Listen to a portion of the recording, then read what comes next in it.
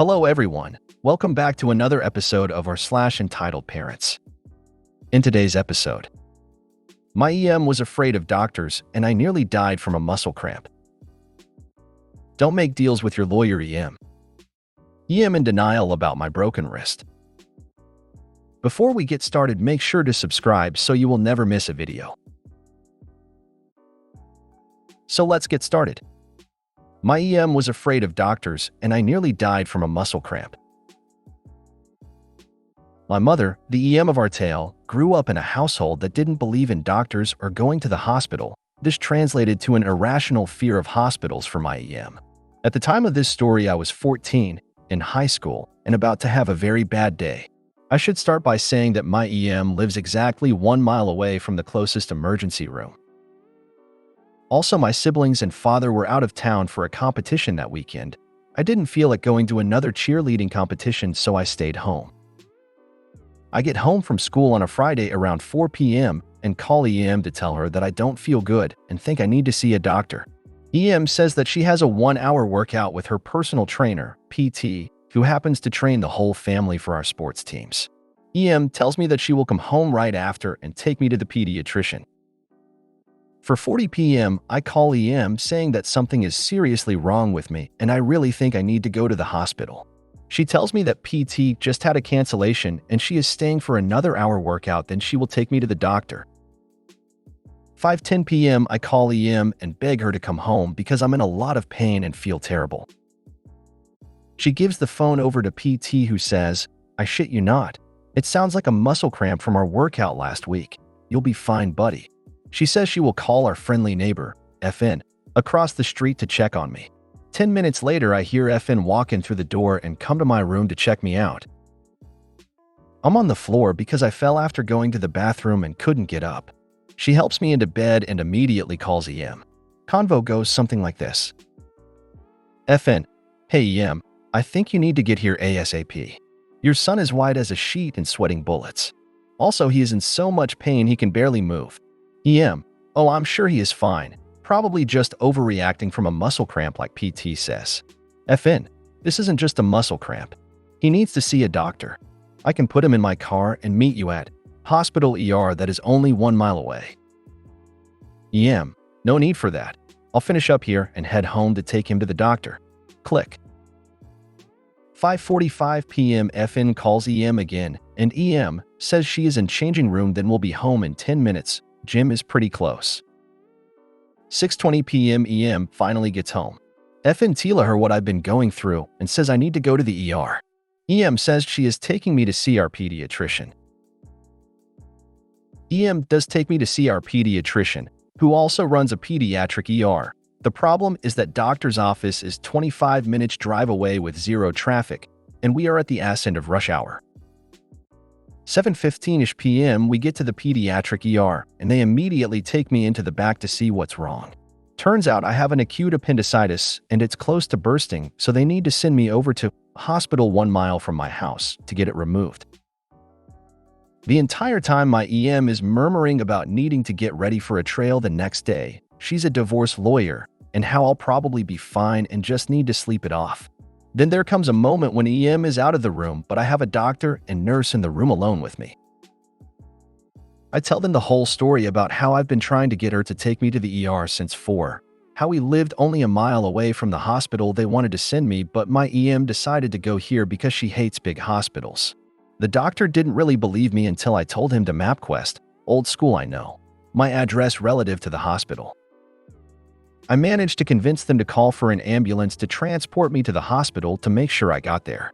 After my surgery, the nurse told me that my appendix burst as they began the surgery, so they had to be quick. To this day, I still tease PT every time I see him by grabbing my side and saying I think I have a muscle cramp. I've never heard him use those words together since. Edit. Thanks for all the awards. First time receiving awards. I'll try to remember a few more to post for you guys. What was your dad reaction when he found out your M being paranoid almost got you killed? His way of seeing things is that since I didn't die, everything is fine now.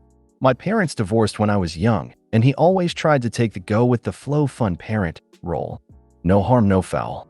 He also hates conflict and tries to avoid it. He basically told me if something like that happened again to just steal the car, and he would deal with any fallout.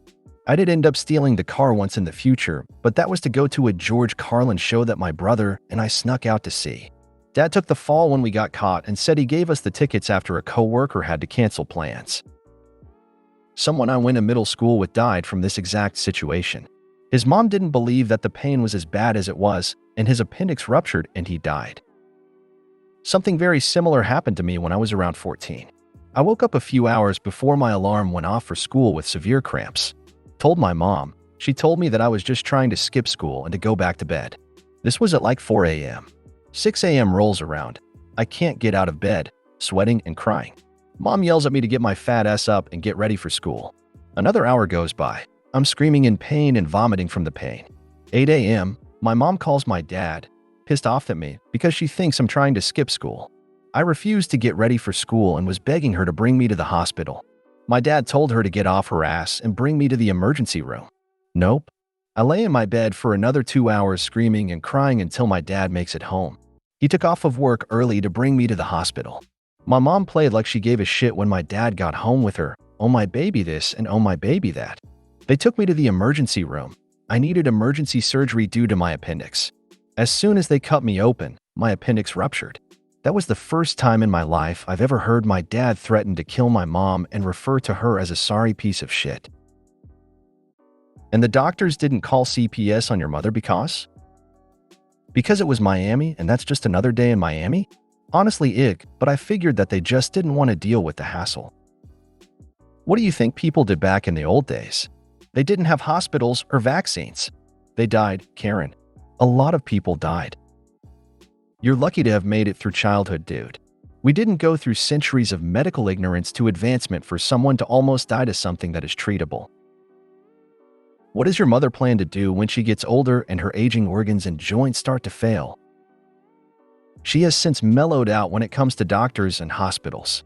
She ended up with an ER doctor as a client after I graduated high school, and he somehow changed her perspective. Don't make deals with your lawyer, EM.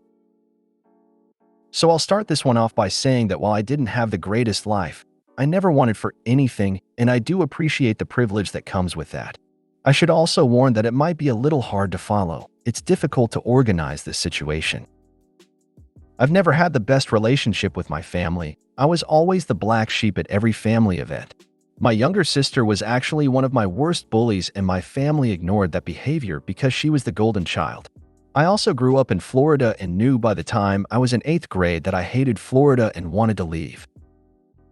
Due to the circumstances of this story, I didn't get to leave Florida when I had hoped, but I did finally escape 3 years ago. The deals. So over the course of my life, I made a few deals with my EM that I thought would be advantageous to my future. Rather than give a story about each deal, I'll just give a quick summary and then what ended up happening. Deal 1. I'd go to college in Florida and take advantage of scholarships and resident tuition. In return, EM would pay the difference and take care of expenses for me while I studied.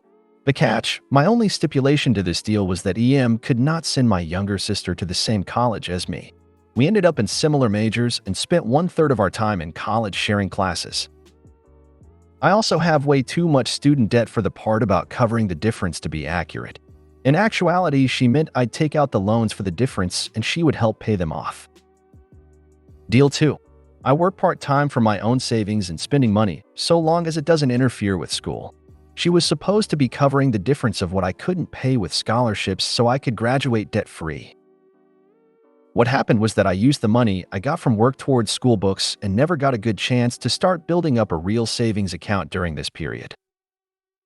Deal 3. Decided to go to law school and was determined to go out of state. She offered to pay for living expenses, books, and also cover tuition like she was supposed to for undergrad. The catch, if I went to law school in Florida, then she would pay for the prep course and bar exam for 3 exams of my choice.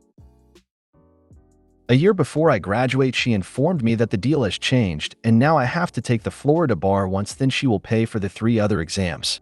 I graduate and take the Florida bar, miss it by less than a point, 0.56 from passing score. Yes, I requested rescoring because it was so close. Suddenly the deal has changed again because I was so close to passing. Now if I pass Florida, she will pay for other states. 2 years later, I've taken the bar 4 times, and each time I've been within a 2-point margin of passing. I'm not proud of this part, but I gave up. I gave up on studying for any bar exam anywhere.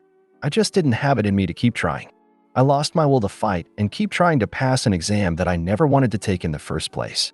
I had a bit of a breakdown, packed all my shit into my SUV, and moved across country 3 years ago.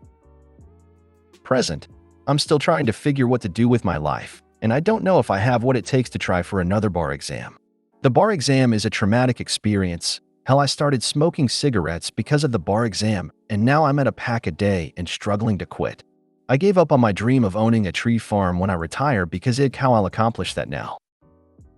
On a positive note, I've recently started taking to my family again and learned my sister is getting married. Good luck to my future BIL, and the stun gun is hidden behind the headboard of the bed. I've struggled to find a job, but nothing feels right and I never stay for long. I'm trying to get things on track though.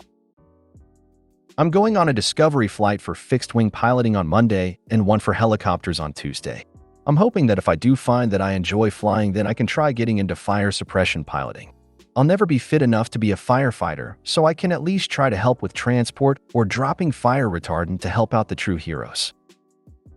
Sorry if this wasn't as entertaining as the last story. I'll try to think of a few good ones. Edit, corrections and clarifications. It's been 3 years since I decided to give up on the bar exam. I have over $160,000 in student debt because EM didn't follow through on her end of the deal the way I'd expected. Instead, I took out the loans in my name, and she is paying them back on her own since it's not like I can contribute. I'm pretty sure the only reason she is still paying off the loans she had me take out is because she knows I'd go to her parents and siblings about what's happened and try to get money from them, and that would make EM look bad. She is all about how people perceive her, just not enough to fix what she's done to me. I moved across the country immediately after I decided to give up on being a lawyer, and only recently decided to try out the piloting thing. I've spent most of the last 3 years hopping from job to job. The longest post I've been able to hold has been working at a dispensary for a bit over a year. I've tried to apply for things related to my degrees, but no one wants a guy with no experience and a drive to take the bar. You've made it this far. I'm 47 and spent my life taking care of my family, putting my life and dreams on hold in the process. Some are grateful, some aren't. What I realized is that in your life you're always learning new things about yourself. Don't give up, eventually you'll find your groove. One fact is, just because they're family doesn't mean they have to be in your life. Toxic people will stop your progress. Be strong. Don't let them. Wow, that's crazy. Have you ever taken one of those quizzes that tell you what careers to pursue? This might give you a starting point at least. Also, therapy can really help. Yep, I've been to see 2 career coaches and each had me do those tests. Ended up working at a dispensary for a bit over a year because of the tests, said work retail. I've done a couple of the jobs recommended in the tests, but nothing ever lasted. Sometimes it takes time to figure out what you want to do. It's not uncommon for it to take years. You'll figure it out. If you're serious about quitting, check out the book, Alan Carr's Easy Way to Quit Smoking. My friend who was a 40-a-day smoker is 3 weeks smoke-free. It took her 6 months to finish the book because she wasn't ready to quit. But she said once she realized she was ready, she finished it in 2 days and hasn't had a smoke in 3 weeks, which is the longest she's gone since she started smoking in her early teens, and she's 30 now. Not sure if it will help you, but can't hurt to have a look. EM in denial about my broken wrist. People seem to like my muscle cramp story, so I thought I'd share a story from 3rd grade. I'll start off by saying that I was an accident-prone kid. I knew most of the staff at the nearby ER on a first-name basis by the time I was 12. This is only important for the end of the story, but it's a detail to note. I should also point out that my EM's office was just over 2 miles from the elementary school, and the school was 2.5 miles from the nearby ER. Story time. When I was in 3rd grade, a bully named Peter broke my wrist during PE because I beat him at tetherball. It was one of those tetherball setups where there's a tire filled with cement and a pole sticking out the middle. Peter shoved the pole over, and it snapped my wrist to the point that my hand was facing the wrong way. I was brought to the school nurse's office, which was right next to the vice principal's (VP) office. At first, they had me call EM to tell her I needed to go to the hospital. EM told me that I was just overreacting and that she'd take me to the pediatrician when I got out of school. Then she hung up. The nurse then called her back immediately on speakerphone to explain what happened and that I really did need to see the doctor. EM didn't believe the nurse and said she was preparing for trial, so she'll deal with it when I get out of school. Thank goodness the nurse had this on speakerphone because the VP came storming into the room yelling at my EM through the phone. She stated that my hand was reversed on my wrist and that if she wasn't at the school to take me to the doctor within 20 minutes, she was calling CPS. She also demanded that my EM provide a doctor's note to show that I actually went to the hospital. EM showed up right at the 20-minute mark. VP was dialing the number when EM arrived. EM argues with the VP for a bit until I came out and waved at her with my reversed hand. Then I was rushed to the ER double time. We get to the ER and the waiting room is packed, few hours wait at least. EM starts to grumble that we should just come back later and see if the wait is cleared up. I suddenly see a doctor I recognize come into the waiting room and I scream at the top of my lungs, "Dr. Green." A bully broke my arm and my hand is backwards. It really hurts and my mom wants to go home because there's too many people here. I had tears in my eyes and everything.